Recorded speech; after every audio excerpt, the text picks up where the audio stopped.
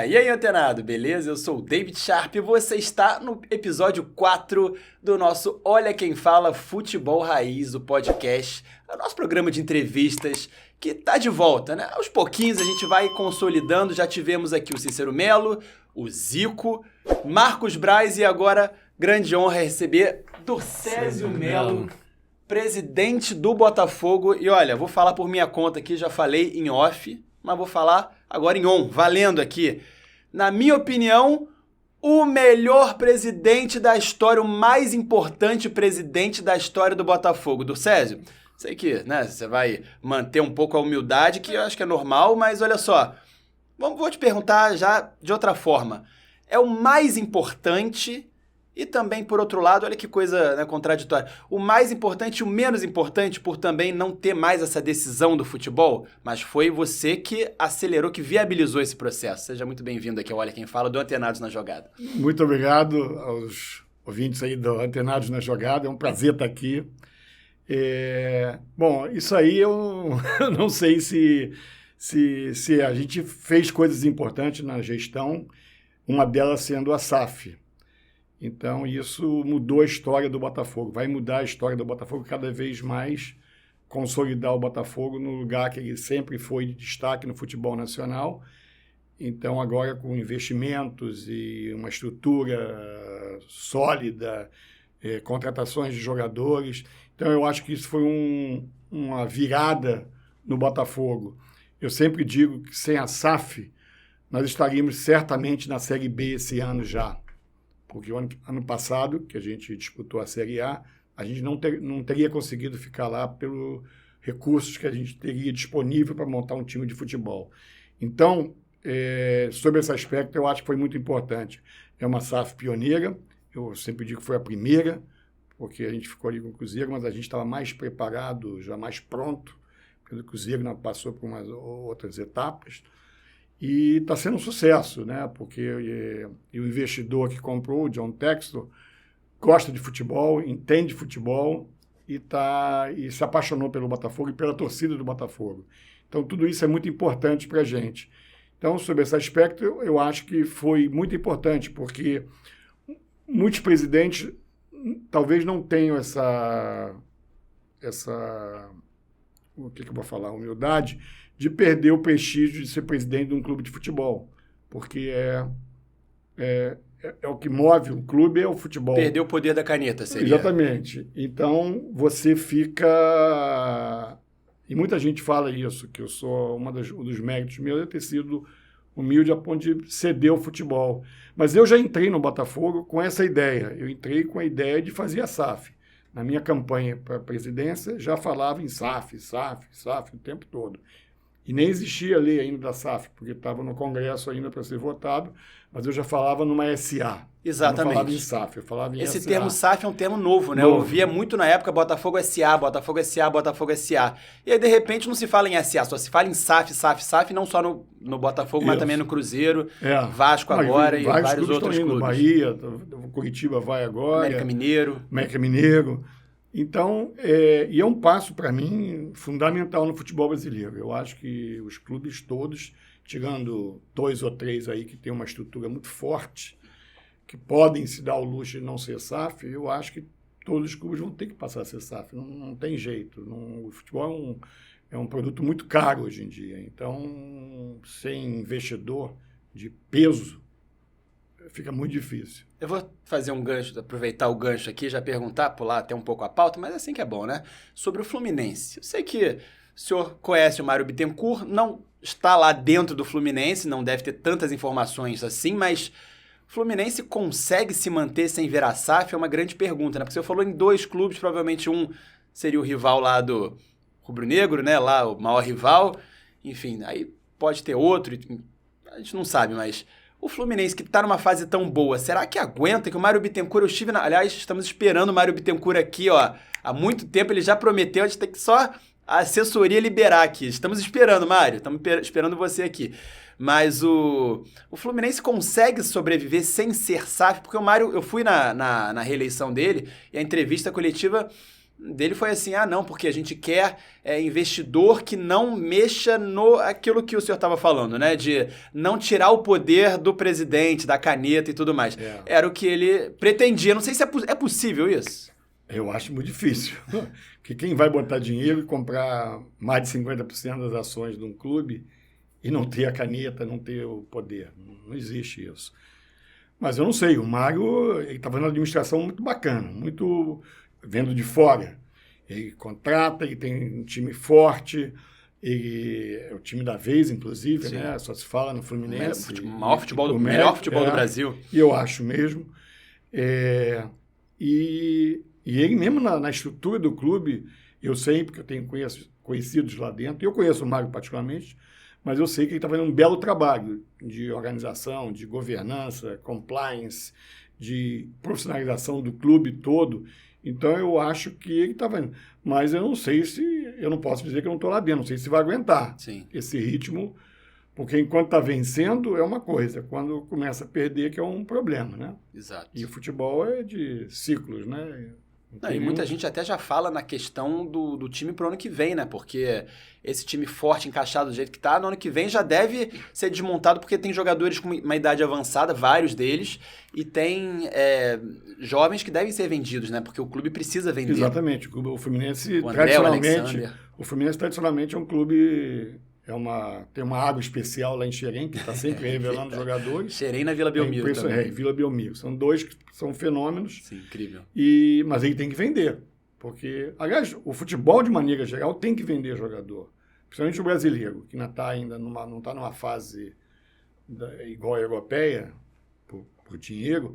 Então, a gente tem que vender jogador. E é muito triste isso, porque você vende e você desfaz o time, né? Sim. Isso e vem a janela de meio de ano aí, que muda todo o campeonato.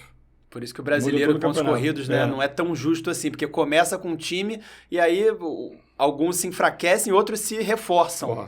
E aí exatamente. Você pega um adversário mais fraco em um momento, mais forte em outro e não é a mesma coisa. E os que estão melhores são os que, se não tiverem dinheiro e tiverem que fazer essa receita de venda de jogador, são os que mais sofrem. E o Fluminense pode ser um deles. Deus queira que não. Deus queira que o Mário consiga manter todo mundo. Pois é. Mas agora vamos aproveitar o momento, porque é inevitável, né? Que a gente tem que falar... Vamos falar muito da construção da SAF, de todo esse processo. Isso é muito importante. O Dorcésio, como eu falei aqui, o mais importante presidente, talvez, da história do Botafogo, da gloriosa história do Botafogo. Mas vamos falar sobre o momento atual, porque é maravilhoso, né, Dorcésio? Botafogo na liderança do Campeonato Brasileiro, coisa que não acontecia... Acho que 12 anos. Mais até. Mais de 12 anos. Muito tempo Como é que tá para você, pro senhor botafoguense esse momento, assim, respirando, vivendo esse momento? Uma coisa assim... Bom, como torcedor é espetacular, né? A gente voltou à mídia, voltou a se falar do Botafogo, a torcida está animada, tem que ser mesmo um pouco com o pé no chão, porque esse campeonato é muito competitivo e muito longo, então, mas é bom saber que a gente está lá. E isso, de novo, passa pelo profissionalismo e pela SAF. Por quê? Primeiro, o investidor contratar jogadores que o clube não teria condições de contratar. Hoje nós temos jogadores de nível europeu, em termos, não vou nem falar de qualidade ou não, mas salariais. A gente tem jogadores lá como Tiquinho, Marçal, o próprio Cuesta, que são salários padrão europeu. E o segundo é você estar na mão do investidor, no aspecto positivo, entre N que tem, é você manter o técnico. Que o Brasil é sabido, perde 2, 3 jogos, manda o técnico embora. O técnico outro gancho importante aqui. Então, eu sempre pensei em nunca manter. A gente falou antes do programa do Barroca. O Barroca, quando eu assumi, o Barroca já estava lá. E a gente caiu com o Barroca. Mas eu dei uma declaração eu fui muito martelado por isso, que a minha vontade era manter o Barroca pelos 4 anos da minha gestão. Infelizmente não deu, porque o time não estava rodando e a gente ia começar um campeonato, fomos rebaixados, a gente tem que fazer todo um planejamento novo, aí resolvemos mudar o técnico. Mas a minha ideia não era mudar de técnico, eu já pensava nesse negócio. E aí vem agora o Luiz Castro, E o John, e eu sempre apoiei isso, ele nunca pensou... uma hora ele reclama do Luiz Castro, e eu também, às vezes, como torcedor, você reclama, pô, o time não está isso, não está aquilo, mas aí você está vendo agora o resultado. O resultado está começando a aparecer agora. O time está com uma estrutura, um jeito de jogar, que já está valendo a pena ter mantido o Luiz Castro. Mas se não... Não, e se não fosse, eu não sei se eu aguentaria pressão. Pois é. Bom, primeiro que eu não traria o Luiz Castro, porque eu não teria dinheiro para pagar o Luiz Castro. Mas supondo que tivesse dinheiro para pagar. Eu talvez não tivesse aguentado a pressão da torcida. Foi eliminado do Carioca, né? Não a torcida pintou os muros de Nelson Severiano, fora o Luiz Castro. Nos jogos cantava o tempo todo. Nos jogos cantava. E até tem uma brincadeira agora da fila para pedir desculpa para ele. Enfim, é Luiz Castro. É Luiz Castro. Enfim, então isso é uma coisa que passa pelo profissionalismo e pela gestão de quem vê como um negócio, né? O John Textor não vê o Luiz Castro como culpado de um projeto total. Muito pelo contrário, ele acredita e está dando resultado agora. E não cede a pressão, né? E não cede a pressão. Fundamental. E não cede a pressão. Pressão de organizada, pressão de imprensa, pressão da própria torcida de uma forma geral, não cede, né? Não cede, não cede. É mais fácil. Será que é o caso específico do John Textor? Ou será que todo mundo, digamos assim, que for dono de um clube, como o John Textor o Ronaldo no Cruzeiro, será que todo mundo vai manter essa postura de não ceder à pressão? Porque mesmo sendo dono, assim, a pressão de uma certa forma é muito forte. É forte. Não, já tem um caso aí, o Cruzeiro já mandou o técnico embora e já contratou outro. Mas o Pesolano quis ir embora, né? Também teve isso. Ele quis, mas... Já estava combinado que ele ia embora. Mas foi. Foi decidido pela SAF do Cruzeiro. Uhum. Enfim, mas então... O Vasco já mudou de técnico também, né? Se bem que o Barbieri entrou com... O Barbieri entrou em janeiro, exato. Em janeiro. O Jorginho era ali o técnico... Como se fosse o Anderson no Botafogo, já estava lá. Né? Já estava lá quando a SAF assumiu. Isso. O Jorginho já estava com o Anderson e aí eles trocaram. Então, virou o ano. Vamos ver se a SAF do Vasco vai aguentar. Vai manter. Tem uma pressão sobre o Barbieri. Que já tem. Belo que já tem. Que já tem. Mas que é um belo do técnico. Então, eu acho que deveria manter. Se fosse eu, mas aí sou eu.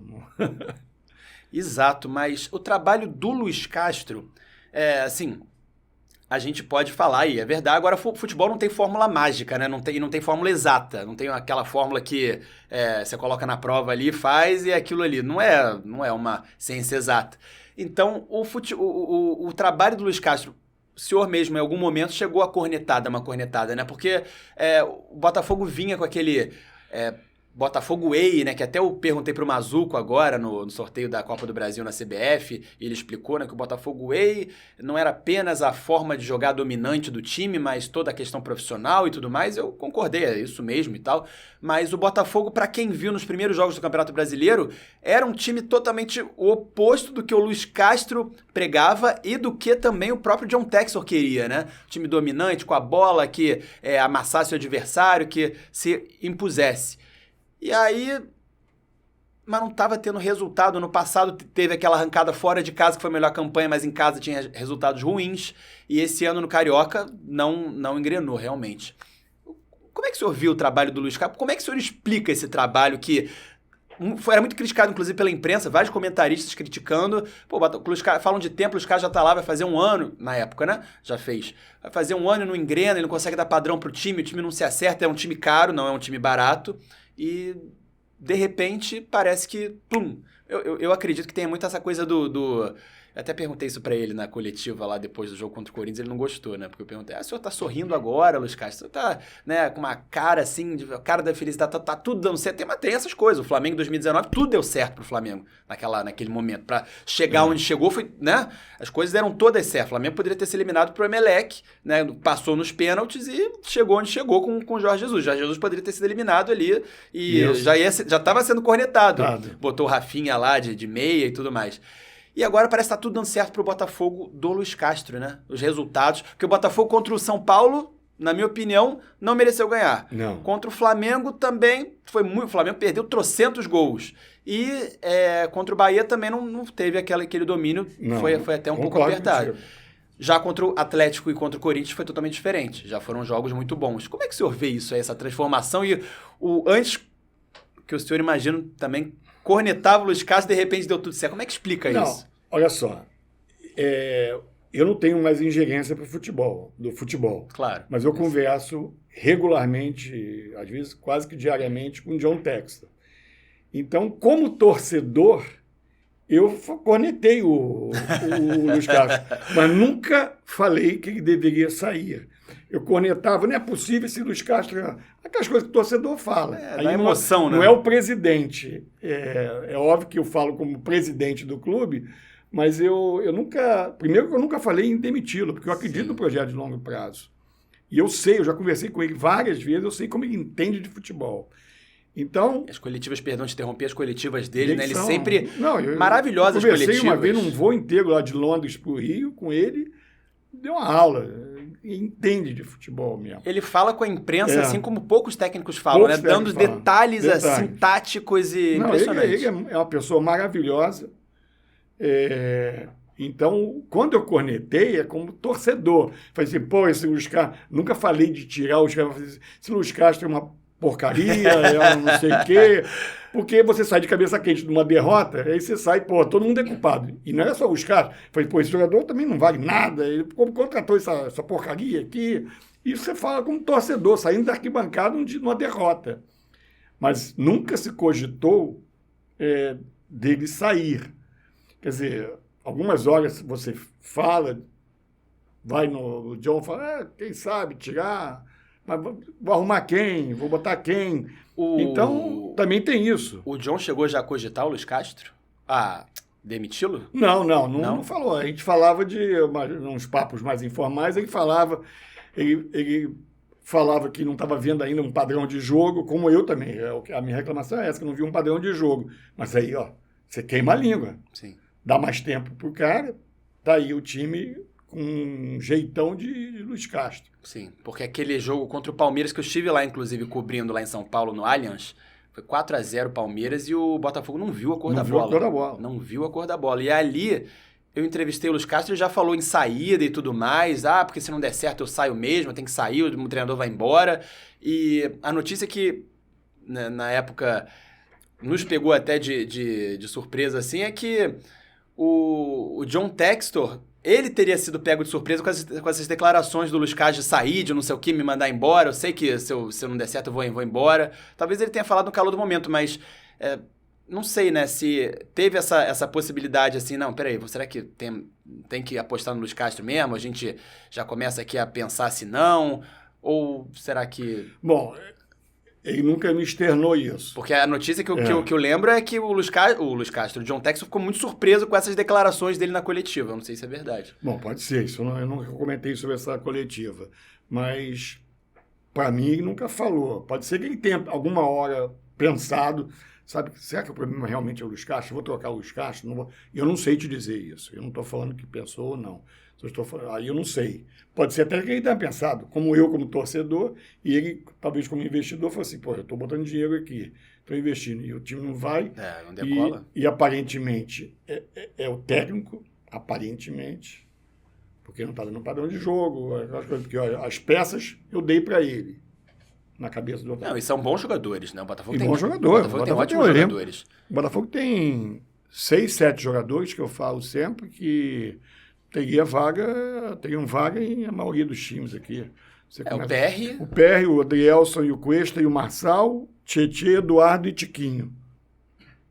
Eu acredito assim, o PR, o Adrielson, o Tiquinho e o Eduardo. Esses são muito bons. O Marçal também é muito bom. Mas esses 4 são jogadores muito acima, excelentes, cara. Então... E agora começou, porque agora eles começaram. O Eduardo voltou de uma contusão de meses. Sim. Né? Enfim, agora eles estão se entrosando. A defesa do Botafogo é uma beleza, com o Adrielson e com esta dupla que eles formam. Então o time agora começou a encaixar. Se vai chegar... Porque, não se esqueça, o nosso projeto é para 2024.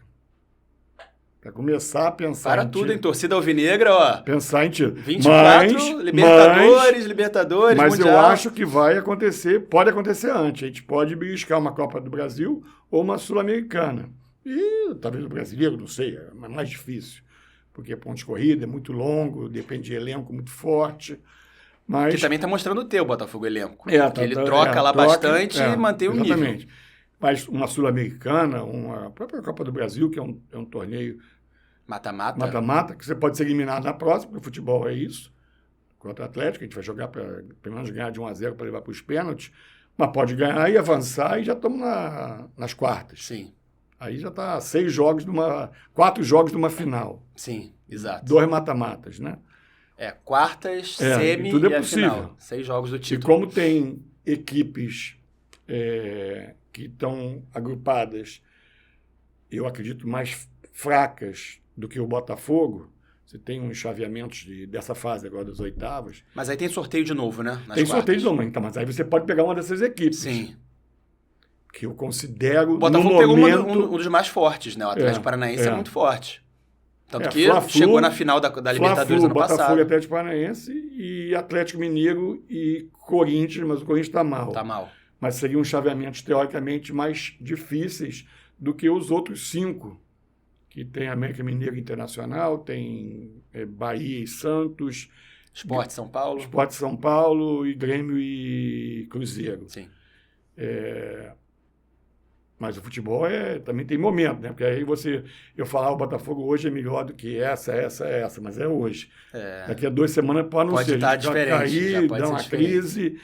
Futebol é isso. É a paixão, por isso que é uma paixão. E nem sempre o melhor ganha, né? E nem sempre o melhor ganha. Nem sempre o melhor ganha. Então, mas a gente tem chance de avançar. Se você passar pelo Atlético Paranaense, que é o mais difícil agora, até porque tem que ganhar, mas pode acontecer que o Botafogo tem um time forte, e aí só Deus sabe, né?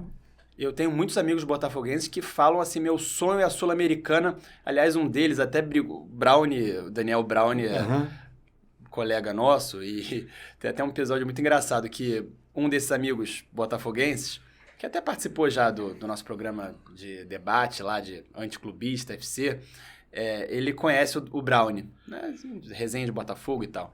E aí teve uma live no ano passado, era pré-jogo daquele Botafogo Atlético Paranaense lá, que o Botafogo acabou perdendo e não foi para Libertadores. E aí esse meu amigo falando, não, tem que ir para a Sul-Americana, porque a nossa chance na Sul-Americana é muito maior, eu quero ser campeão continental, a Libertadores é muito difícil. E aí o Brownie deu um esculacha nele, porque falou, pô, você tá torcendo contra, vai lá para a torcida do Furacão e levanta a caveira então, não sei o quê. Mas isso expressa o sonho da torcida do Botafogo, do torcedor de ser... Sim. Mesmo a gente estando em segundo, você pode até, mesmo que você vá para um playoff depois da Libertadores, você pode passar e voltar para a Sul-Americana. E aí os adversários são mais simples, não é? Modestos, né? Mais modestos. Então é viável, sim.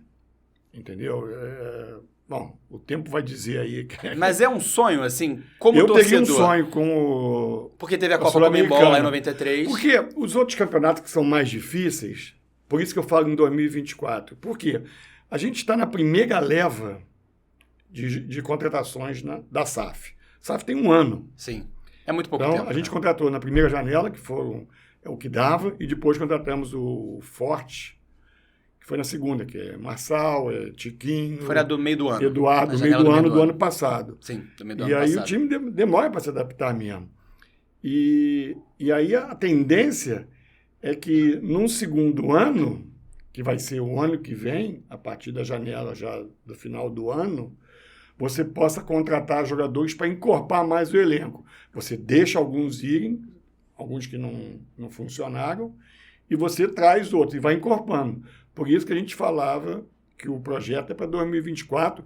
Quando eu digo 2024, não é que 2024 é um ano mágico, não é isso. É que 2024 para frente é começar a disputar título. É isso que futebol não é ciência exata, como você falou. Não é mesmo. Mas aí é o segundo ano... que vai ganhando corpo, né? Se você perguntar isso para o John Tex, ele vai te falar exatamente a mesma palavra, que a gente falava isso. Eu já falei isso várias vezes com ele. E ele já falou isso para a torcida. Mas as coisas estão se antecipando. O time deu uma encaixada agora. Quem sabe, e eu espero que sim, venha esse título, algum título esse ano. Tomara que sim. Dá para ser. Pode não ganhar nada? Pode. Uma Sul-Americana, imagina. Mas pode ganhar uma Sul-Americana, seria um espetáculo.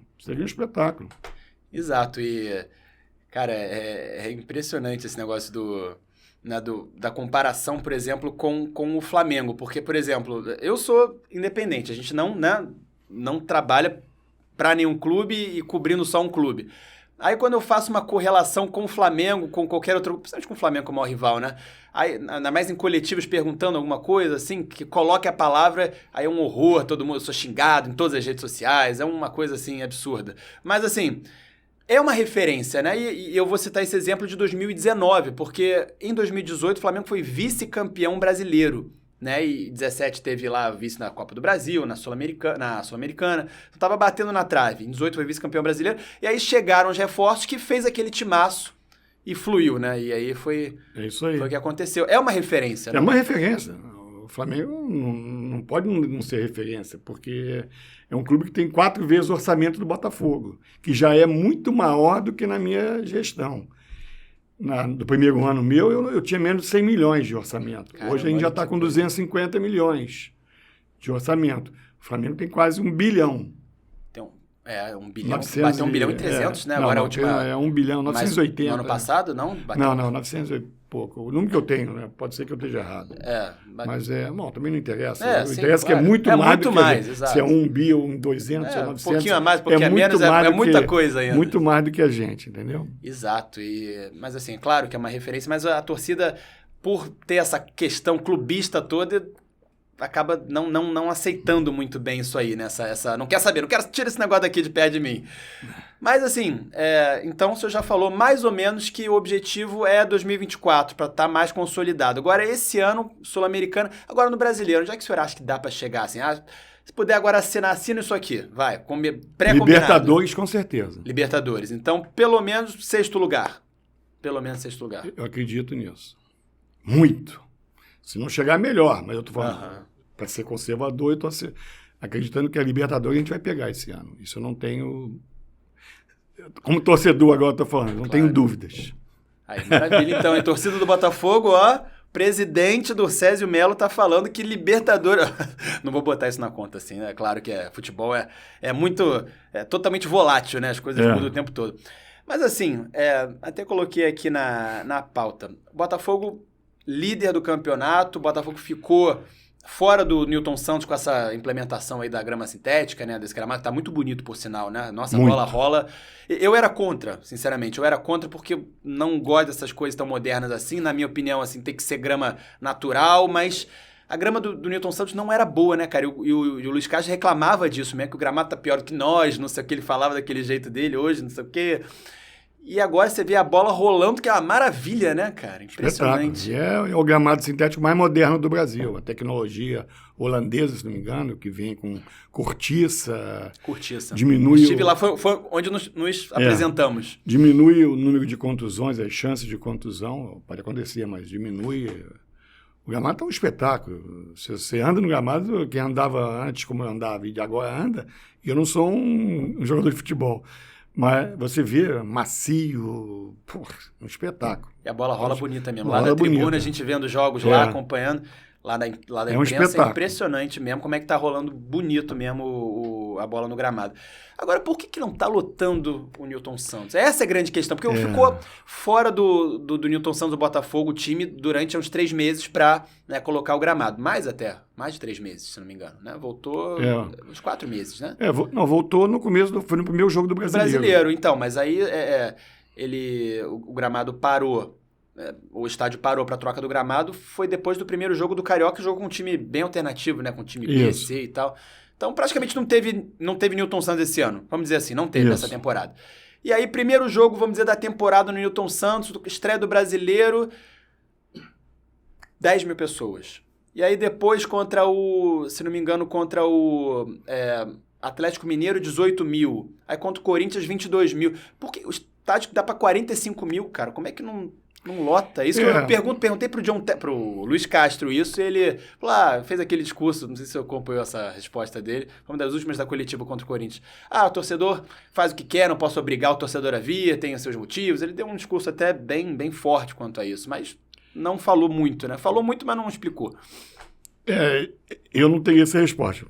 Muita gente, eu prefiro dizer... O pessoal fala dos preços dos ingressos. Então, eu ia falar lá, mas não é o preço, porque a gente bota o setor, a SAF bota o setor mais barato e demora para vender, às vezes não vende tudo.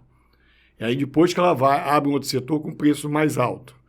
Então, os preços estão mais caros do que a média dos clubes estão cobrando aí fora. Era o ticket médio mais alto, né? Que eu vi, pelo menos até a rodada contra dos mais altos. Atlético. É verdade. Mas quando você faz e não lota... Mas, por exemplo, o jogo de amanhã, a gente abriu o Oeste Superior com um preço bem barato, que é 60,30 a meia. E vamos ver. Já tem mais de 20 mil ingressos vendidos.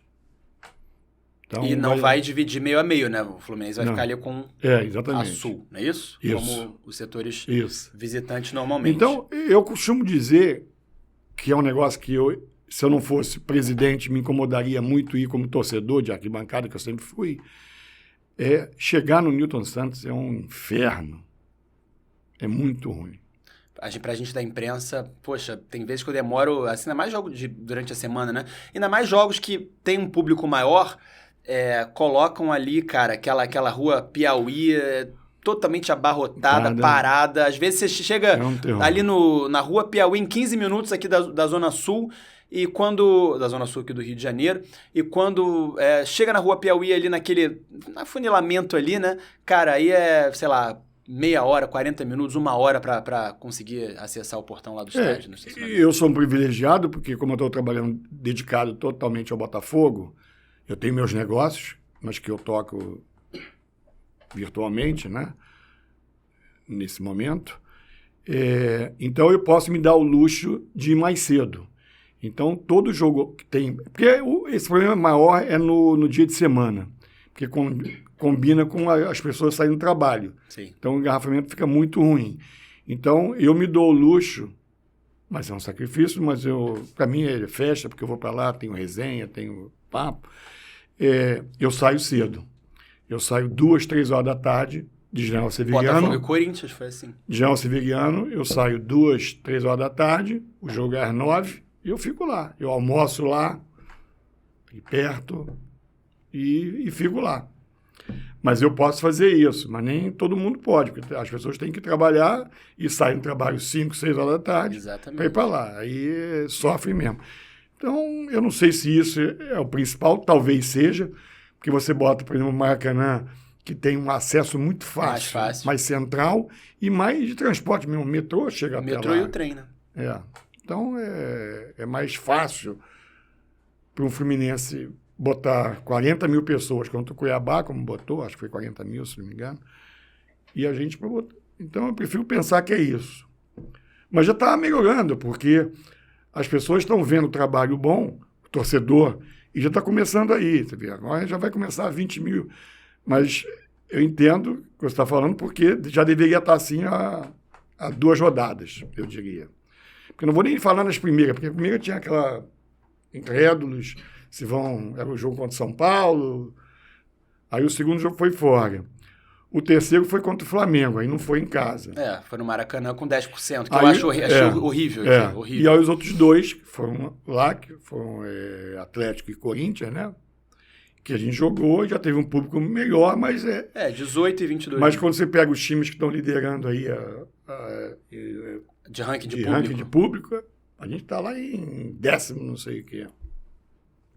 Enfim. Antigamente, vamos pensar o seguinte, vamos pensar pelo lado positivo, o copo meio cheio. O Botafogo tradicionalmente botava 7 a 8 mil pessoas no Newton Santos. Isso é o público sempre.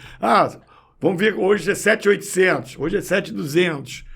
A gente ficava brincando isso. Eu, como torcedor que ia sempre, hoje vai dar 7.200, vai dar, hoje vai bater 8. Não passava de... A não ser naquela campanha da Libertadores que a gente fez, que foi aí um espetáculo. 2017, que foi um espetáculo nos Jogos da Libertadores. Mas fora isso, o público do Botafogo é 7, 8 mil pessoas, tradicionalmente. Já teve torcedor que falou, inclusive no nosso programa, no debate no Resenha Anticlubista FC, esqueci o nome do programa, hein? Olha que coisa.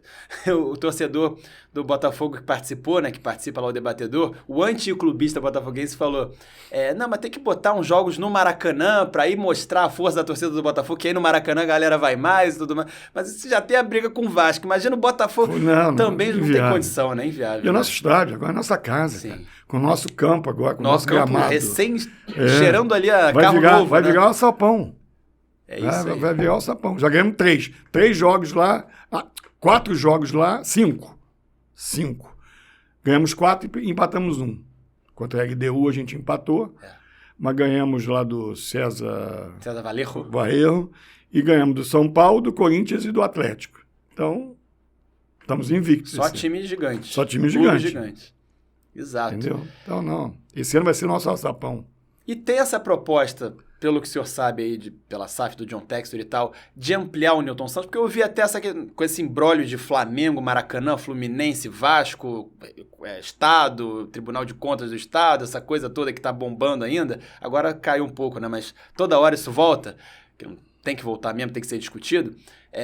Tem a possibilidade real, não sei, eu ouvi isso, não sei se é verdade, do Flamengo, o Landim fazer uma parceria com o Botafogo, com o John Textor para jogar no Newton Santos e ampliar o Newton Santos, porque o Newton Santos, desde o início, já tinha essa possibilidade de ampliação que poderia chegar até 80 mil, né? O estádio comportar até 80 mil, mais ou menos, como, apesar de, né, foi feito, não foi uma reforma tão grande, mas o River Plate no Monumental de Núñez. Agora, tem duas coisas aí. Se houver essa ampliação, vai ficar muito tempo sem o Newton Santos para poder fazer a reforma e vai ter que ampliar aquele espaço, aqueles acessos, porque, de fato, se com 40, 45 mil de capacidade já é aquela dificuldade toda. Naquele dia, Botafogo e Corinthians, que até tentávamos combinar de vir aqui, né, para fazer a entrevista, no Olha Quem Fala, o senhor falou, não, vou 2 horas, vou pro estádio. E aí eu saí às 5, eu cheguei lá às 7, cara. Demorei 2 horas para ir. É muito complicado mesmo. Muito complicado. Jogo 7,5. Mas essa história do estádio, não existe essa história de ampliação. Não existe. Eu nunca ouvi falar desse negócio do Flamengo.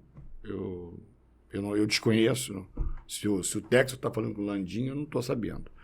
Ampliar, eu sei que não é a questão. O que o Textor sempre reclama é que o estádio é muito ruim para transmissão, para você mostrar na televisão que o estádio está cheio, que o estádio está participativo. Que a torcida não aparece muito, né? Não aparece muito, ela fica muito longe. Isso. Então, o projeto que existe é você... vamos tentar visualizar aqui. Primeiro, é você fazer 2 arquibancadas, 2... tem um nome isso. Tubular? Não, mas... tobogãs, praticamente, atrás do gol, em cima da pista, para você trazer aquelas arquibancadas do norte, sul, que são muito longe, para perto.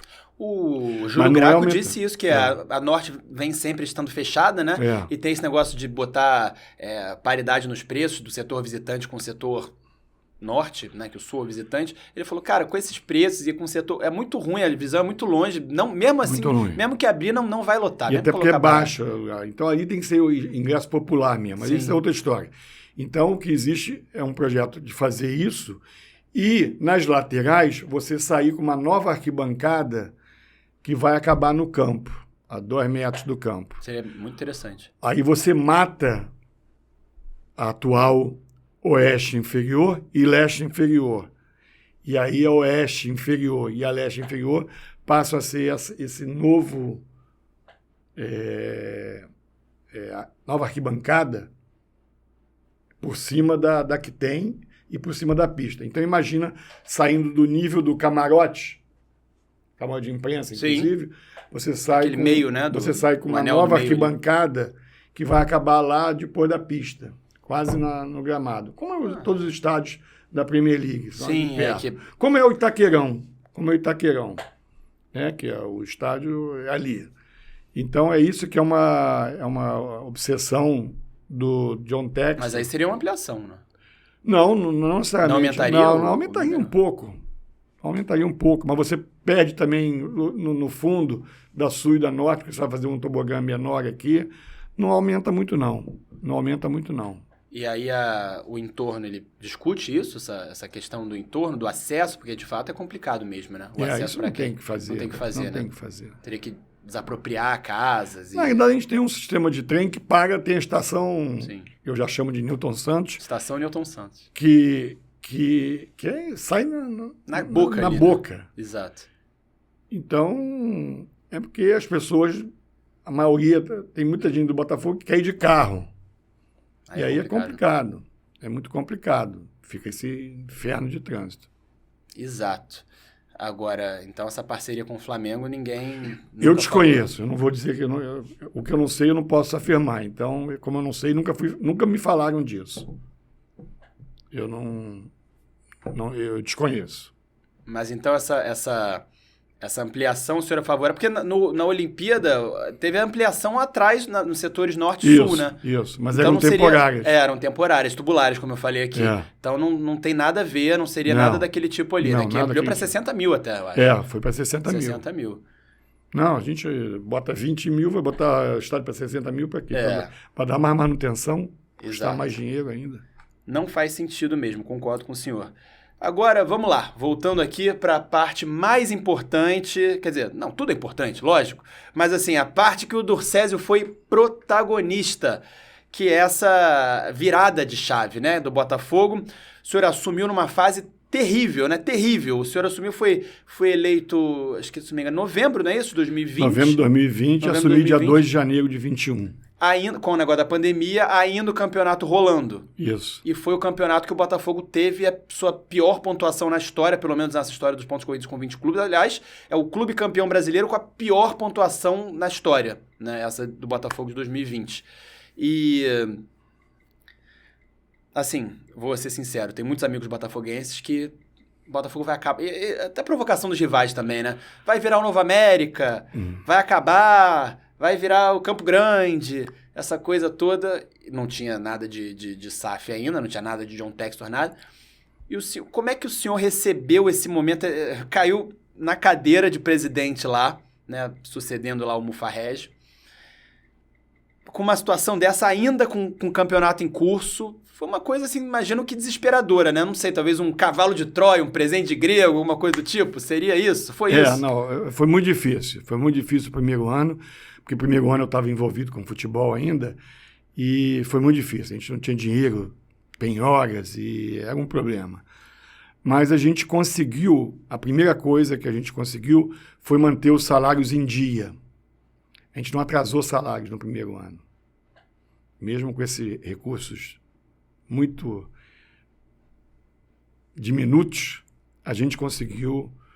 por umas estratégias de venda de jogador que a gente conseguiu alocar o dinheiro para pagar salário. Ou seja, na Série B não atrasou. Não atrasou. Atrasou 5 dias, 10 dias, mas não atrasou como era 3 meses. O futebol brasileiro é 3 meses, né? 4 meses. Exatamente. Isso a gente não atrasou. Isso eu posso garantir. E pode perguntar a qualquer jogador lá que joga de Carly, Canu, quem foi lá. Então, isso foi uma coisa. Mas desde do meu primeiro dia na gestão, como eu já vinha falando de SA, eu comecei a trabalhar também no projeto da SA. E já tinha um projeto que a gente adaptou e fomos trabalhando. E tinha uma pessoa que melhorou o projeto, mas que acabou não fechando com eles, porque na última hora entrou a Matix, né, e o XP, e a gente acabou fechando através deles. Isso já no plano B, né? Mas já tinha um projeto já e a gente melhorou esse projeto. Então, desde o meu primeiro dia de gestão, eu já estava trabalhando. Contratamos o CEO, que aí foi o responsável também para tocar isso. Jorge Braga. O Jorge Braga. E tinha o André Chame, que era o advogado, que ajudou muito, e o Musnik também, do advogado, que ajudou muito nesse processo. E, para nossa sorte, em setembro, se não me engano, de 2021, foi promulgada a lei da SAF, né? Que o Portinho foi relator e do Rodrigo Pacheco. E foi aprovado. Aí caiu como uma luva, né? Aí caiu como uma luva, porque isso deu a garantia jurídica para a gente. Porque você já tinha um modelo de SA, mas sempre fica sem aquela garantia jurídica. Amanhã pode dar o governo. Esse país é uma loucura. antro da insegurança jurídica, né? Exatamente. E vemos isso a cada dia. E aí, com a SAF, com a lei da SAF, deu essa garantia jurídica para o investidor. E aí a gente, num tempo recorde, que a gente começou a negociar com o John Textor no final de novembro, no dia 24 de dezembro eu estava na minha fazenda, trabalhando o dia inteiro, e no final da tarde eu gravei um vídeo anunciando oficialmente que a gente tinha assinado uma proposta não vinculante com o John Textor. E aí, no dia 15 de janeiro de 2021, assinamos uma proposta vinculante, mas que ainda tinha alguns detalhes para serem acertados. Explica para quem é leigo o que é uma proposta não vinculante. Que não está obrigatória ainda de assinar, porque depende de detalhes. Sim. No contrato, no acordo de acionista, que é um documento enorme que foi feito, inclusive, para proteger o Botafogo de eventuais investidores que viessem aqui para fazer alguma coisa e sair depois. Então, a gente tem muita cláusula protetiva, eu vou botar dessa palavra, mas de proteção para o clube, né? Então, a gente assinou a não vinculante. A vinculante foi em 15 de janeiro, se não me engano. Aí acertamos em detalhes e, finalmente, no dia 10 de março, a gente virou a chave. No dia 15 de janeiro... Entregou a chave, no caso. Porque aí foi quando a gente fez... Quando foi feito o drop-down, eu vou traduzir o que é isso. Quer dizer, a gente pegou todos os funcionários, inclusive os atletas, e passamos para o CNPJ da SAF. Funcionários, como o Júlio Graco, que era do clube, ele foi transferido para o CNPJ da SAF, e assim, N funcionários que ficaram, e além de toda a comissão técnica, fisioterapeuta e os jogadores. O staff todo. E os jogadores todos, que estão todos listados no contrato da época da SAF.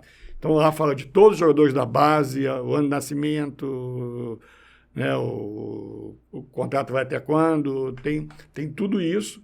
Isso faz parte de um anexo que diz que isso tudo passa para a SAF. Então, hoje, todos são funcionários da SAF. Então, para quem é leigo, o drop-down é basicamente não precisar demitir todo mundo para depois a SAF recontratar. Eles saíram de um CNPJ para o outro. Exato. Então, foi isso. E aí eu fiquei com o restante dos funcionários para tocar o clube, né? Então, foi basicamente isso. Então, no dia 10 de março, o dia 11 de março, foi o primeiro dia já sob gestão de John Textor. Tá? Eu lembro, não sei se procede, mas não sei se o senhor falou sobre isso, mas eu lembro de notícias na época da sua eleição que diziam, que o senhor teria dito, o Botafogo S.A. vai ser 51% de investidores e 49% do clube, dos sócios, da torcida.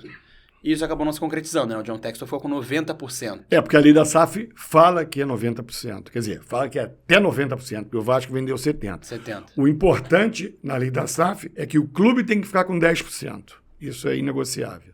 Então, hoje eu tenho 10%, e eu, quando falo como representante do Botafogo, claro. O Botafogo tem 10% e o John Textor tem 90%. Mas ele podia ter 80% e a gente ficar com 20%, mas 10% era obrigatório. Então, é isso. Mas não foi interessante. Mas quando era SA, a gente falava em 51%, porque é exatamente o controle do investidor. Vai entrar alguém, vai comprar 51% do clube por tal valor, ele vai querer ter a chave do cofre, vai querer controlar o clube, gerir o clube. Sim. Então, por isso que eu falava em 51%. E o 49% podia ser 61%, 71%, mas eu falava em 51% porque é o número mágico que dá o controle para o investidor. Maioria das ações. Exatamente. Mas não foi interessante, então, no caso do John Textor, para ele comprar 51%, para ficar essa metade praticamente? Ele botou 90% logo e... E nem o Botafogo quis isso, como... Não. O senhor tinha proposto. Não. Foi exatamente já foi isso. Direto. A ideia dos dois foi essa mesmo, né? De vender 90% e ficar com 10%, como a lei. De novo, porque como saiu a lei da SAF e a obrigação do Botafogo era ter 10%, ele falou, então eu fico com uns 90%. E foi melhor para o Botafogo assim? Muito melhor. Pela questão muito melhor. de aporte, de tudo que poderia fazer, né? Tem uma pergunta da nossa querida Fernanda Maia do SBT, Fernanda Maia do Estádio Newton Santos, locutora. Grande Fernandinha. Grande Fernandinha, gente boa demais. Foi até aniversário da filhinha dela mais nova e estava lá na tribuna. Ela é uma querida. Cara, a mãe dela, maravilhosa, também levou bolo, levou salgadinho para todo mundo. Símbolo da torcida do Botafogo. Fernandinha Maia. É um ícone. É demais. Então, olha só, eu vou colocar aqui... Vamos colocar aqui, pedir para o Rafael botar a pergunta da Fernanda Maia, rapidinha, curtinha, que fala sobre essa questão da SAF. Fala, galera do canal Antenados na Jogada, fala do Césio, presidente. Tô passando aqui para te perguntar qual foi o maior desafio para você, como presidente, na transição para a SAF. Beijo. Oi, Fernanda. Bom te ver. Olha só, querida, O maior desafio, na realidade, do Botafogo foi o primeiro ano. Que o primeiro ano a gente estava na Série B e eu tinha como... Não era condição da SAF acontecer a gente estar na Série A, deixar bem claro isso.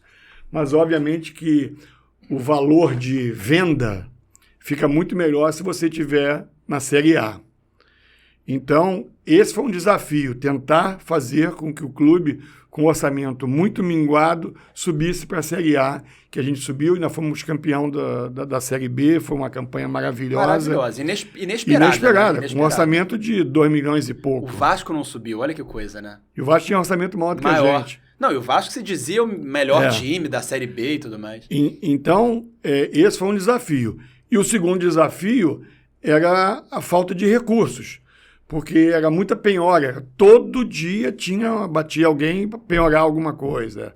Aí o corpo jurídico tinha que trabalhar para cancelar a penhora, mas era inviável trabalhar. Tanto é que o recurso que a gente fez para manter a folha, pelo menos, não que isso livrasse das obrigações do Botafogo e não livrasse de ter que pagar essas penhoras, porque são dívidas legítimas. Mas a gente conseguiu colocar recursos no sindicato para garantir pagamento de folha, não só de jogadores como de funcionários, que é outra coisa também. Não só os jogadores, mas os funcionários nunca tiveram salário atrasado na minha gestão. Tá? Que é uma baita... Tinha gestão anterior que teve funcionário que ficava 5, 6 meses sem receber. É funcionário que recebe pouco, né? Exatamente. Então, esses nunca atrasaram. Para sobreviver? Impressionante. Esses nunca atrasaram também. E, então, mas foi um recurso que a gente usou, e aí eu peguei, foi uma estratégia, eu pegava as vendas de jogadores que a gente efetuou em 2021, e eu vou citar elas. Em janeiro foi o Pedro Raul. Pedro Raul. Fevereiro, Caio Alexandre. Depois teve o Babi. Depois teve o PV, que me deram porrada pra caramba, porque era um lateral, promissor, que não era nem nosso, era do Nova Iguaçu, mas a gente tinha uma participação Vendemos, hoje nem sei onde está o PV. O Luiz Henrique foi antes, né? Não, o Luiz Henrique foi bem antes. Foi na gestão do comitê do Mufarrege. Então, acho que foram esses 4 que a gente vendeu esses jogadores e todo o dinheiro dessa venda foi colocado no sindicato. Por quê? Porque o sindicato entende que pagar os funcionários é importante, mais do que pagar as dívidas penhoras, que também são legítimas, mas é mais importante quem está precisando para comer. Sim, né? Claro. No caso de funcionários. Né? As se você não tivesse receita... trabalhistas. Então, com isso, a gente garantiu um ano tranquilo, mas foi um desafio enorme para conseguir isso, para fazer toda essa modelagem aí, para a venda já entrar direto na conta do sindicato. E, enfim, o sindicato foi um parceiro, e o Ministério Público, né, o juiz do trabalho, entendeu que isso era importante e fez. E eles é que liberavam dinheiro mês a mês, a gente mandava a folha, tendo cada valor, e eles liberavam dinheiro direto para essas pessoas, dessa conta. Entendeu? Sindicato dos jogadores? Do sindicato dos jogadores. Dos jogadores. Ah, perfeito. Eu espero que tenha respondido, Fernandinha, mas esses foram 2 desafios enormes. 2 desafios enormes, né? Realmente. Cara, essa questão de não atrasar salário e tal, eu gostaria de fazer mais uma comparação com o Flamengo nesse quesito, porque me pareceu, vendo de fora, a sua gestão mais ou menos parecida com a chapa que assumiu o Flamengo lá em 2013, que arrumou a casa, né? Eu tive até um dirigente lá da sua chapa, que assumiu, um dos vice-presidentes, que falou comigo, inclusive, foi depois da conquista da Série B, alguma coisa assim, antes ali da SAF, né, de fechar com o John Textor, que ele disse, cara, era uma terra arrasada, era terra arrasada mesmo, e a gente ia mexendo e ia abrindo as gavetas, ia descobrindo dívida, ia... Todo dia. Era terra arrasada mesmo? Terra arrasada mesmo. E eu não estou culpando ninguém, não, tá? Eu não gosto de ficar apontando o dedo em ninguém. O Botafogo, por gestão não profissional e também por falta de dinheiro mesmo, aconteceram coisas horrorosas, de deixar esses esqueletos todos no armário para você todo dia descobrir. E não foi só na minha gestão. Eu imagino que na do Nelson teve isso também, nas anteriores teve isso também. Então, mas a minha vai explodindo, porque cada vez vai aumentando mais. E a dívida só crescendo. Então, era SAF ou SAF, não tinha jeito. Não tinha como sobreviver. Não tinha. Hoje o clube está aí numa situação muito complicada. Mesmo com essa gestão profissional que realmente foi, né, o senhor delegou, né, colocou o Jorge Braga como CEO que aparecia mais, aí o Freeland no futebol era um profissional, não é? O pessoal, assim, que foi 100% dedicado, que eu acho que é o correto, pessoas competentes que se dedicam àquilo, profissionais daquilo, né? Que até colocaram o Red Hunter para descobrir o Jorge Braga. É a profissionalização do clube, era da minha plataforma, era a principal. Eu sempre falei, tem que profissionalizar o clube, a gente não aguenta. Uma das coisas que eu me orgulho eu em 2 anos, não, vou refrasear, em 1 ano de gestão, eu mandando tudo, eu nunca pedi dinheiro para nenhum mecenas, que é comum nos clubes brasileiros, não é no Botafogo, no Atlético Mineiro. No Atlético Mineiro, eu nunca pedi dinheiro para pessoas que são grandes botafoguenses. E tinha os irmãos Moreira Salles. Os irmãos, que é uma Montenegro e vários outros. Eu nunca pedi. Eu consegui gerir o clube durante 1 ano, nessa situação de terra arrasada, sem pedir um dinheiro, porque isso era a minha coisa assim. Eu não queria fazer. O único que botou dinheiro no clube nesse ano fui eu mesmo. Olha eu botei muito dinheiro no clube e depois já fui ressarcido com a SAF e o John Textor, não, tem que te pagar isso. Mas eu botei muito dinheiro, até para mim, né? Alguns milhões que eu botei, porque senão não virava o mês seguinte. Não ia ter dinheiro para pagar árbitro, não ia ter dinheiro para pagar ambulância do clube. Foi um mês de, se não me engano, foi agosto ou setembro de 2021. Durante a Série B. Aí eu botei, depois já fui assassino, mas botei, sem juros, sem nada, para o Botafogo. Eu tenho mais dinheiro lá do passado, mas isso eu não estou nem preocupado, porque isso eu dei como botafoguense. Mas esse... Então, a única pessoa que deu... E, além disso, eu que dava os bichos. Ah, é? Os famosos bichos eu que dava. Isso é uma coisa raiz, hein? Isso é uma coisa de futebol raiz. Me lembra até o Eurico Miranda isso aí. Mas isso tem uma história engraçada. Posso contar essa história? Deve? Pode não, uma vez jantando com Mário Bittencourt e com o Jorge Salgado, eu perguntei durante o jantar para eles, eu falei assim, vem cá, o time está me forçando a bicho, porque eu já tinha estipulado um valor no final do campeonato de bicho para os jogadores se a gente subisse para a Série A. Não era nem ser campeão, se subisse. E aí, o Mário me respondeu, presidente, deixa eu te falar, porque eu falei, eu sou pato novo, eu nunca tive no futebol, eu entrei assim, literalmente de paraquedas, porque eu não frequentava as agências, nunca, só frequentei arquibancada, é isso, minha vida inteira. Então, ele falou assim, presidente, não tem jeito. Aí contou até uma história que teve com o Fred, não cabe casar aqui, convencendo do bicho, da importância do bicho. Porque por mais que o jogador tenha um salário muito alto, mas aquele bicho, sei lá, é um dinheiro que ele não está contando, é um churrasco que ele vai fazer. Quase como se um fosse extra. uma coisa assim, tipo, E aquela aí cereja ele do falou bolo, assim, né? Então Cereja ele falou do assim, bolo. presidente, relaxa e paga o bicho, porque não tem jeito. Aí começou. Aí eu comecei a pagar os bichos. Aí está tendo um Acesso Total, não sei se você teve chance de ver o Acesso Total, que é espetacular a série. Se você não assistiu... Ainda não assisti. Assiste. São 8 episódios de 20 e poucos minutos, que mostra as entranhas do futebol. Mostra Freeland negociando com o empresário, e eu negociando com os jogadores, um clima quente, briga no vestiário, coisas que o torcedor não vê do lado de fora. Bastidores, né? Bastidores mesmo. E mostra eu dando bicho. Aí tem até uma expressão na época, o chamusca, que o chamusca falou, pô, bicho, ainda por cima molhado. Eu nem sabia. Molhado era em dinheiro. Nunca ouvi falar nisso. Bicho molhado, aqui que dá em dinheiro mesmo. Parece até coisas do... Castor de Andrade. Castor de Andrade, exatamente. Chegar com a mala de dinheiro. Dinheiro vivo. Enfim, que coisa, que história maravilhosa. Então, recomendo para quem não viu assistir os 8 episódios. Está no Globoplay. Caramba, então o senhor colocou dinheiro molhado lá, dinheiro de Não, esse eu dei como bicho, porque ficou uma brincadeira entre eu e os jogadores, quer dizer, eu senti necessidade, o clube não tinha dinheiro, então eu botei do meu mesmo. Tem até uma história, recentemente ele falou isso, o Oscar, jogador consagrado brasileiro, né, Copa do Mundo, e que foi pra China e ganha pouquinho na China, pouquinho, né, acho que uns 10 milhões por mês, uma coisa assim, sei lá. O Oscar falou que ele não toca no salário, que ele vive só com o bicho. Na China, isso. E olha que o salário... Só que não, né? Só que nem um pouco. Só com o bicho que ele vive. Imagina.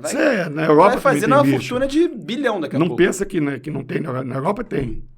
Na Europa tem bicho também. Então não é um negócio...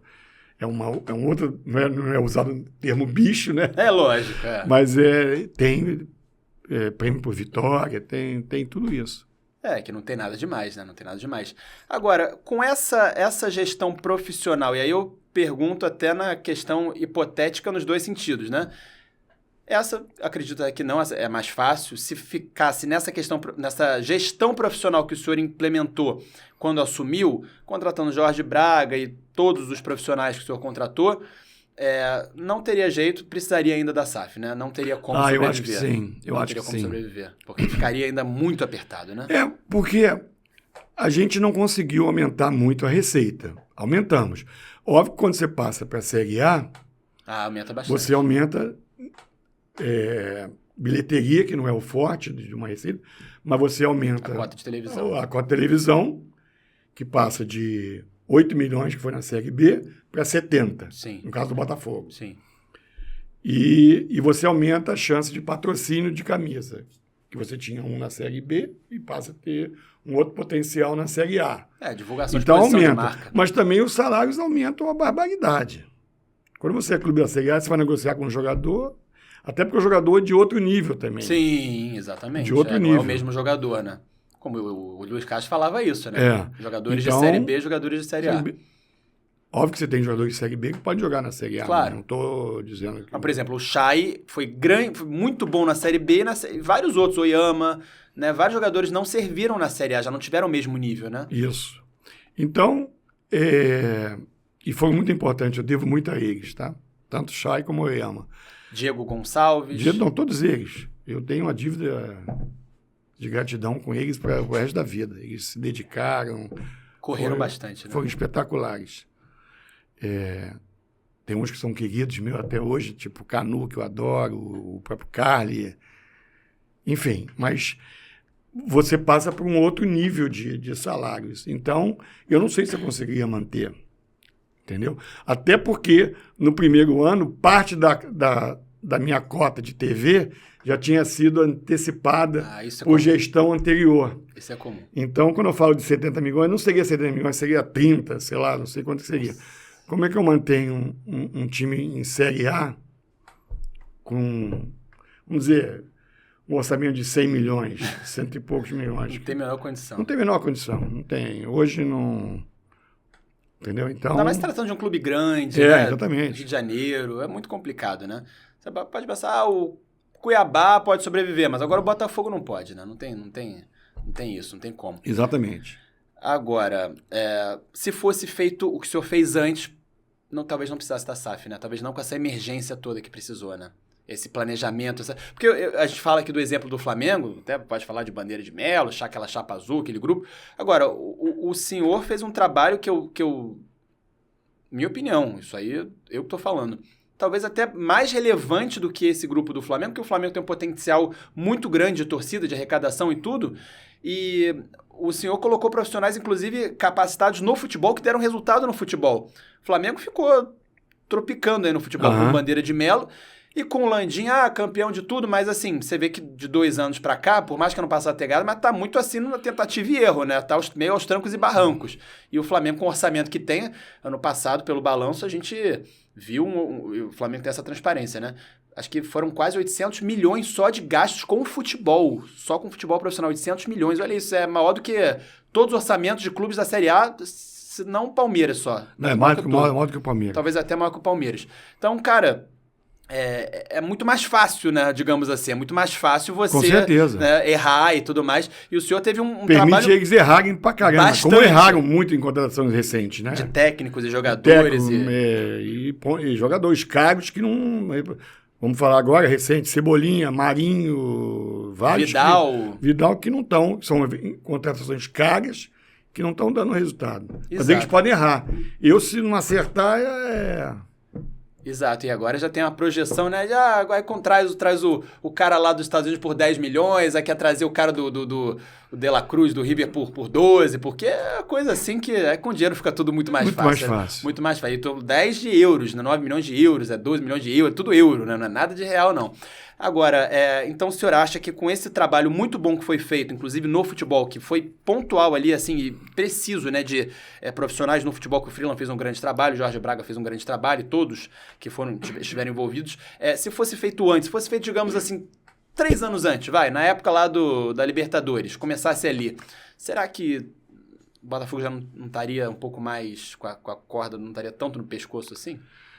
Não, eu vou dizer o seguinte, mesmo com o aumento de receita que eu citei aqui, por mais que alguma parte já tivesse comprometida de adiantamentos e aumentar a receita, mas a gente falou isso anteriormente, não se esqueçam das penhoras. Então, não adianta eu ter dinheiro da Globo, 70 milhões, mas não é 70, é 40, é 30, porque tem as antecipações, mas eu não recebo esse dinheiro. Não vem para minha mão, porque é penhora. Então, mas eu pergunto na questão, por exemplo, se o CEP lá, o Carlos Eduardo, tivesse feito isso lá atrás, o que o senhor fez, essa metodologia, eu não estou aqui culpando, não deixando de culpar, talvez. Né? Aí poderia vender, talvez o Botafogo, se fosse vender realmente como vendeu, mais caro um pouco, né? Porque acabou que, até o Vampeta fala muito isso, né? O Endrick foi vendido pelo mais caro do que o Botafogo foi vendido e o Cruzeiro também, né? O Botafogo pro John Textor e o Cruzeiro pro Ronaldo. O Endrick, um jogador, né? Comprado pelo Real Madrid. Então, realmente, assim, pela instituição, tamanho do Cruzeiro, tamanho do Botafogo, poderia ter sido mais mas vamos lá. Primeiro, no caso, você está comparando com o Flamengo, que fez esse trabalho, o Bandeira, que para mim é o grande, devia ter uma estátua do Bandeira no Clube da Gávea, mas ele tinha já uma receita. O Flamengo tem uma receita. Enquanto o Botafogo era 70, o Flamengo é 170 da Globo por ano. E tudo vem a reboque. O Flamengo consegue mais patrocínio de camisa porque o jogo dele é mostrado mais na TV aberta do que os outros clubes, ele e o Corinthians. Então, quem vai anunciar quer passar no jogo de domingo de 4 horas da tarde na televisão. Então, passa muito mais jogo do Flamengo do que do Corinthians. E aí vai. Então, e o Flamengo já tinha uma receita. E o Flamengo tinha uma dívida muito menor do que a do Botafogo. Na época, acho que eram 700 milhões quando o Bandeira assumiu. Não sei se era tudo isso, não. Mas eles, com receita, ficaram mais fácil para... Não estou desmerecendo, pelo amor de Deus. Não, claro que não. Eu estou comparando com o Botafogo. Claro. Ficou mais fácil que o Botafogo. Deve ter sido muito difícil. Eles negociaram essa dívida como a gente está fazendo agora. As trabalhistas, as cíveis, as tributárias.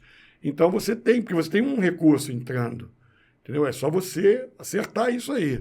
Foi um belo trabalho, foi um ótimo trabalho. Mas o nosso, eu não tinha essa receita. Então seria muito difícil, principalmente com a da penhora. Porque as penhoras não pagam, cara. Todo dia uma. Todo dia uma. Exatamente, e eu completo, né, reforçando que, não, sem tirar nenhum mérito, não só do Bandeira, mas do grupo político, né, que o mesmo vice-presidente jurídico que era da época do Bandeira, o Rodrigo Tossi, é o mesmo hoje ainda com o Landim começou lá naquele grupo, que o Bandeira, depois eles se dividiram, mas enfim, é uma outra história isso, mas no trabalho no futebol, poderia ter dado, ou estar dando, talvez até muito mais resultados pelo dinheiro que o departamento jurídico do Flamengo fez, e é isso que eu estou colocando, mas sem dúvida foram 2 excelentes trabalhos do Flamengo lá, com a gestão deles, e o senhor do Botafogo naquele momento. Então, para te responder, o Botafogo não ia acabar porque o Botafogo é muito grande, ele é muito grande, gigante, então é uma marca muito forte, então ele não ia acabar, mas a gente ia ficar mais anos sem disputar título. Ah, não vai cair. Pô, legal. Mas vai ficar ali no 12º, 14º. Pô, a torcida não aguenta mais. Era melancólico, né? Você entrava no Campeonato Brasileiro, contando os pontos que faltavam para não rebaixar. Começava, vamos fazer 45 pontos. É chato. Aí ganhava um jogo, pô, falta só 42. Pô, vamos lá. Para não cair, quer dizer, era briga. Melancólico demais. Muito melancólico, é muito... E não era só o Botafogo, Vasco, também, o Fluminense também. Vários clubes. Isso, poxa, pra gente que trabalha, antenados na jogada baseado aqui no Rio, no futebol carioca, era muito chato. Agora, focado aqui mais no John Textor.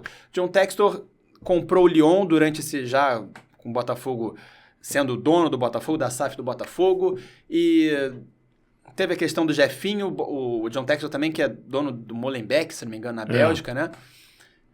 Esse é um ponto que eu acho crítico nessa questão de SAF, nessa questão do clube ter um dono. Porque, por exemplo, se o John Textor fosse dono só do Botafogo, beleza, o cara tá focado só no Botafogo ali, investindo e tal, e pá. Agora, quando ele é dono de outros clubes, ele quer, né, é um grupo, ele quer, né, tipo, alimentar todos os lados, lógico. Aí ele tira um Jefinho do Botafogo que tava voando para botar no Lyon, e a torcida grita, esperneia, xinga, mas não pode fazer nada, porque ele é o dono dos 2 clubes, né? E aí como é que o senhor enxerga isso? O senhor que era conselheiro do Lyon, inclusive. Mas, olha só, isso aí é via de 2 mãos. Faca de 2 legumes. Né? Porque assim como pode ir para lá, pode vir de lá para cá. E isso tá, né? É esse portfólio de clubes que ele tem, que ele vai rodar os jogadores. O Del Piage foi pro Molenbeek, né? O Del Piage, foi o Oyama, foi o Barreto, sim, o Juninho, o Enio. Nossa, não sabia que era tanta gente assim. Tem 6 jogadores lá no Botafogo. Gente, então, é os jogadores que não teriam espaço aqui, que foram para lá. De repente vão ganhar experiência e vai ser vendido. E isso, vendeu, ele tem mais recursos para botar no Botafogo. Ele pode fazer isso por marketing, poderia, mas ele toda vez ele fala que a paixão dele é o Botafogo. Então ele vai fazer tudo para o Botafogo. Óbvio que tem que ter... É um negócio. Claro. Então ele tem que aumentar a receita, o torcedor está se engajando. Hoje já estamos com quase 50 mil sócios torcedores. Era um número que eu tinha lá. Pô, não é possível que o Botafogo não consiga 50 mil torcedores, sócios torcedores. A gente tinha 12, 13. Aí chegamos... Quando veio o Honda, a gente chegou a 22, sei lá. Agora, fomos para... Disparou. Camisa 7. Então, ele tendo receita, ele vai investir aqui. Ele gosta do Botafogo. Ele se apaixonou pelo Botafogo. Então, é esperar pelo melhor. Eu acho que ele vai investir no Botafogo. E isso faz parte... Já está investindo, né? Está investindo. E veja bem, ele vai lançar isso em bolsa, a empresa dele, tudo isso. E ele, para valorizar a marca, aí no caso da Eagle Holdings, que detém as cotas nos clubes, né, nos 4, ele tem que fazer os clubes fortes. Sim. Que aí valoriza, até para vender. O ativo, claro. O ativo. Lógico. Então, ele vai investir nos clubes, ele vai investir. E ele sabe que tem que investir num período de 4, 5 anos, até o negócio, se você chamar de negócio, começar a dar retorno para ele. De um Lyon revelar um jogador para poder vender, o Botafogo revelar um jogador e poder vender. Entendeu? Então, o Matheus Nascimento é um exemplo. Cara. O Matheus Nascimento estava na dúvida se ia renovar com o Botafogo. E ele apresentou um projeto para o Matheus Nascimento, aumentou o salário e renovou por mais 3 anos com o Matheus. A gente ia perder o Matheus Nascimento, que é uma joia, né? Enfim, então Tem que ser ele mesmo. E a gente deu muita sorte de ser o John Textor, sempre falo isso. Porque é um cara que gosta de futebol. Porque você poderia ser um fundo de investimento que não entende nada de futebol, mas está pensando como um business, né? Como um negócio. Seria mais ou menos o caso da 777 no Vasco? Não vou falar isso porque também é uma empresa que está dedicada ao futebol. Não vou falar isso. Mas você poderia pegar um fundo de investimento americano, europeu ou árabe que está pensando em fazer dinheiro aqui e não gostar do clube, não tem nem a ligação com o clube. Nenhum afeto, nenhuma relação afetiva. E o John Textor tem uma cara, né? Ele bota a cara dele. Né? E vem aqui, ele sofre. Carrega bandeira. Carrega bandeira. E é fanfarrão também, né? Fala que vai trazer fulano, ciclano, Zahavi, James Rodrigues, e falou do Suárez na época também, do Cavani. Isso aí eu vou te dizer, porque eu tenho essa experiência do meu primeiro ano, do pouco experiência que eu tenho no futebol. Muitas das coisas que circulam na imprensa, vamos falar imprensa, nas mídias sociais hoje em dia, sim, não são verdadeiras. Maioria, né? Maioria. É empresário que bota que está negociando o Suárez com o Botafogo. Que vê que o John Textor está procurando um atacante, não sei. Ventila, né? Ventila. Pra valorizar. Aí vira a verdade que o John Textor já fez até proposta para o Suárez. Nunca fez proposta para o Suárez. Foi o que falou do caso agora do James Rodrigues, né? Que já tinha feito do proposta James, e o Mazzucco pensou muito, ele não estava querendo e o James nunca quis. Aí ele pegou, só deu uma cutucada.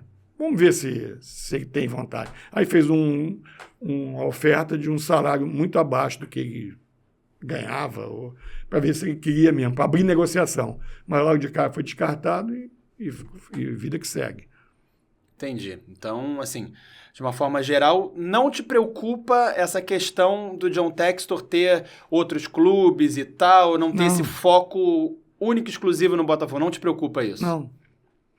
Você está falando de vender jogador que seria o principal, né? Uhum. Mas a gente venderia do mesmo jeito se não fosse John Textor, se fosse Botafogo ainda, associação. Não, sim, eu teria que, se aparecesse uma oferta para comprar o Jefinho, eu venderia. Porque eu teria que vender tem que o fechar almoço as contas para pagar o jantar, pô. É isso. Eu venderia o Jefinho também. E adoro o Jefinho. Como o Fluminense fez com o Luiz Henrique também, vendeu baratíssimo, né? Então, Luiz isso Henrique não é... Fluminense. E a gente vendeu o Jefinho por uma fortuna. 15 milhões, né? 10 milhões de euros. 10 milhões? Pô, o Jefinho teve o quê? 10 jogos pelo Botafogo, cara. Exato.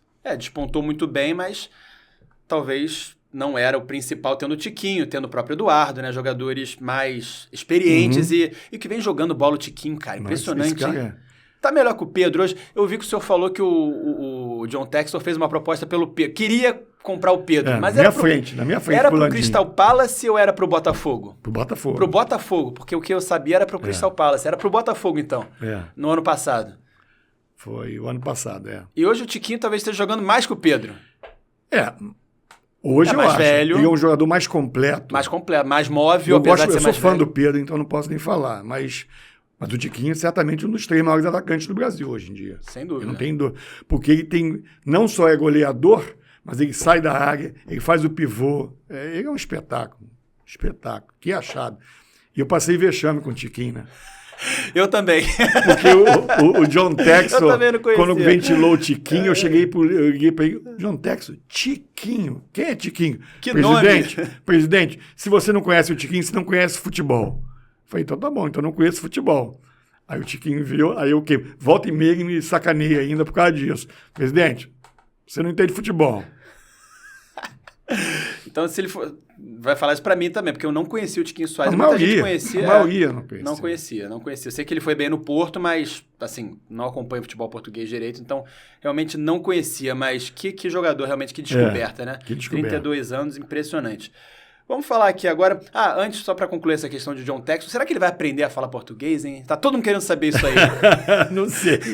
Porque meu Deus do céu, o bicho aparece, vem e vai, entrevista aqui, lá e Globo e tudo mais. Vai ter que aprender francês também, pô, porque pelo Lyon, então, se for assim. E os americanos, eles têm uma dificuldade, né, de aprender outras línguas, né? Porque eles acham que o inglês realmente o é a língua inglês do falado, mundo, é a língua do mundo. Então eles não aprendem, dificuldade, né? Ele às vezes fica brincando que quer aprender porque tanto que ele gosta do Brasil e do Botafogo, entendeu? Seria interessante. Você nem sei que tem tempo para isso. Mas é verdade que ele tem que... pediu para a base do Botafogo aprender a falar inglês? Teve um negócio desse, assim, ser a língua institucional do clube? Não teve também isso, não teve? Não, E isso eu acho que devia ser em qualquer clube. Porque se você está formando jogadores aqui para vender... É bom pro jogador. É bom pro jogador. Sim. Já chega mais pronto lá na questão da comunicação, muito melhor, realmente. Mas é isso. Olha só, para encerrar aqui, uma questão que agora é do seu domínio, né? Exclusiva aqui. Esse é um membro do canal, Guilherme Lima, meu irmão, assim, de 20, sei lá quantos anos, eu tenho 33, acho que 25 anos. Meu Deus, muito tempo que eu conheço ele, meu melhor amigo, assim, de história. É membro do canal.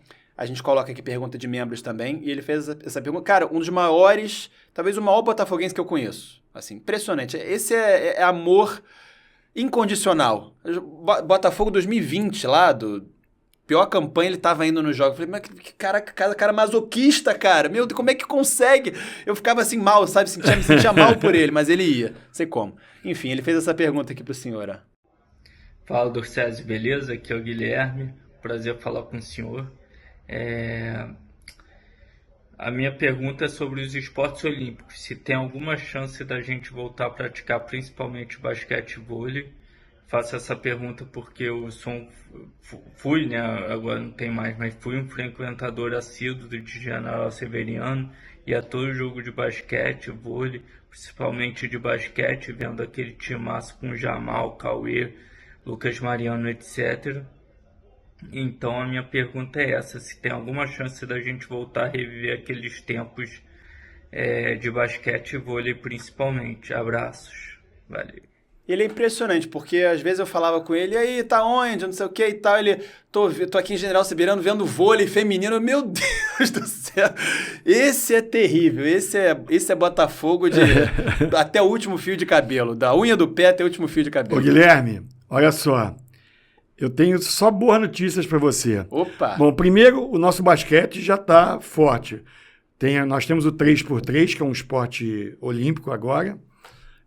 Fomos campeão carioca masculino e feminino. Nas divisões de base, a gente está ganhando tudo aí. Volta e meia, ganhando do Clube da Gávea. Estamos com o Sub-15, Sub-17, Sub-19.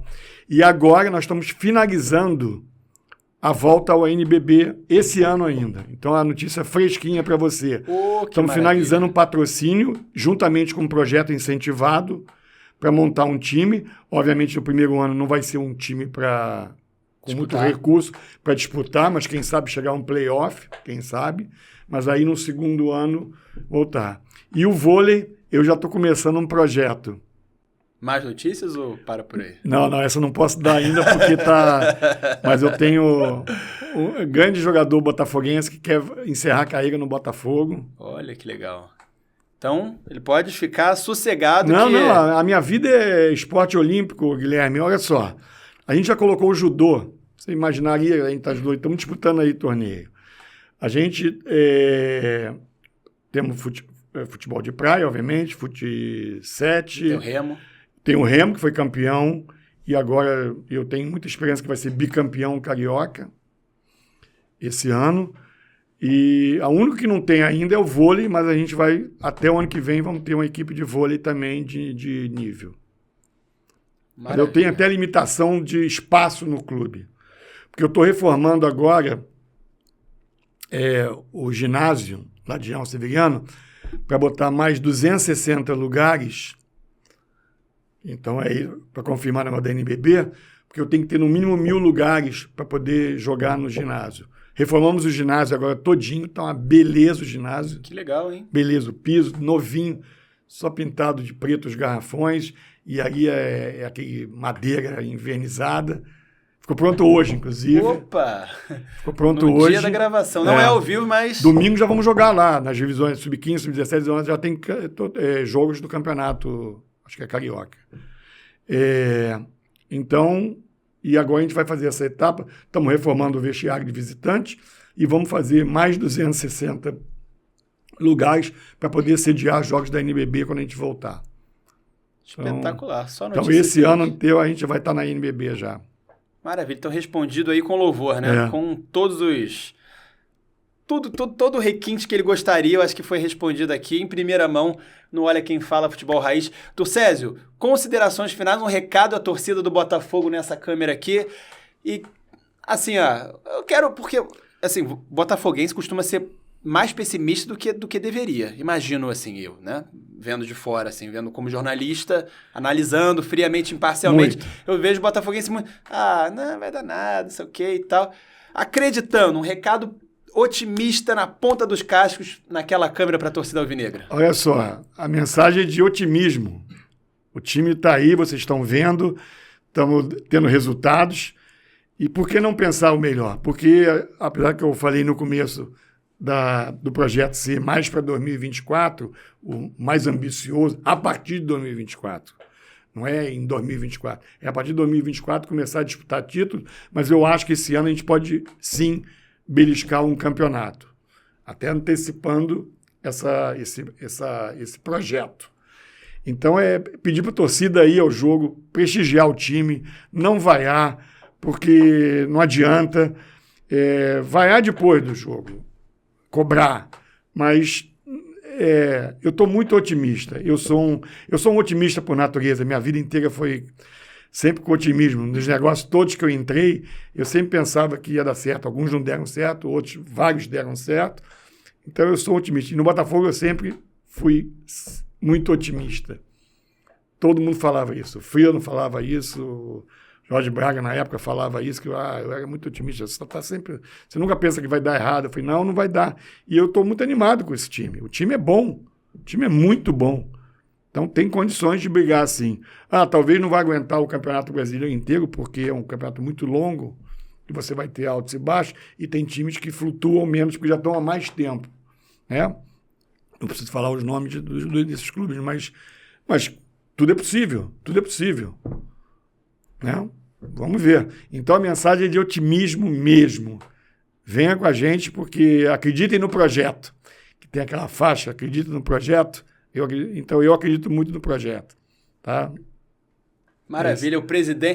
O principal presidente aí, o mais importante, dá para dizer assim, ou um dos mais, mas eu digo logo que é o mais importante da história do Botafogo.